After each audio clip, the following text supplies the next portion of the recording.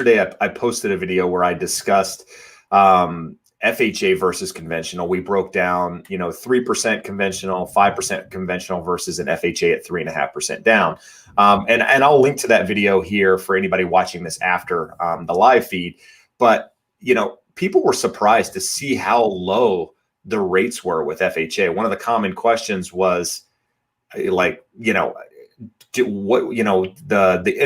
credit scores are going down, between 640, 680 and 740, I think is what we did. But the rate was the same across the board for all three credit scores with FHA, where you saw a big variance in interest rate across those conventionals with those credit scores. Absolutely. So that's the biggest difference, is not only do the interest rates go up as the credit scores go down on a conventional loan, the mortgage insurance rates go up. So when you're down around a 640, so I think if you look at that video, the 740 borrower with 5% down is paying really low mortgage insurance, like 0.5% or less. So you're saying relative to the FHA, the mortgage insurance is cheaper. And so people will go, well, FHA mortgage insurance is so high. You go, well, you have a 650 credit score. Let's show you what your mortgage insurance looks like. And it's up at 1.3, 1.4% for people with low credit scores. So not only are you paying a higher rate by about a full percent, then you're paying another 0.5% higher in mortgage insurance.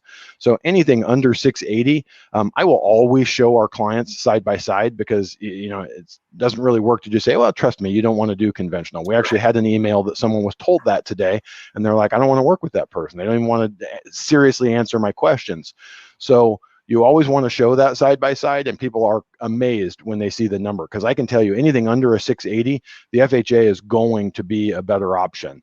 One of the things that I always like to talk about, or people say, they come with one bias or another. They'll come and say, I want an FHA. FHA is the greatest because of X, Y, and Z. Or they say, whatever you do, do not talk to me about FHA. I don't want an FHA. They're terrible because of A, B, and C. Right. They're neither. They're not great. They're not terrible. They are what they are. We want to look at all your options, compare and contrast. My cousin up in Idaho is actually buying a house right now. We won't say what her credit score is, but it's one that the FHA is much better for her. And I'm talking to her aunt, or my aunt, her mom, and she says, well, FHA sucks. You have to pay 1.75 up front, and then the mortgage insurance is on there forever. And I said, okay, well, the other option is to pay a percent higher in interest rate and a 0.5% higher in mortgage insurance. So that 175 upfront mortgage insurance fee on an FHA loan, you're paying that extra every year on the conventional loan. So let's not say it's good, bad, or terrible, great. It is what it is. Let's look at all of the options. The numbers don't lie. They will speak for themselves. Well, yeah, agreed, right? I think the number one thing that people comment on videos is about the mortgage insurance, right? That it's on there forever. And, but what people fail to realize, and what we always talk about, is the majority of people don't have the same loan more than 5-6 years.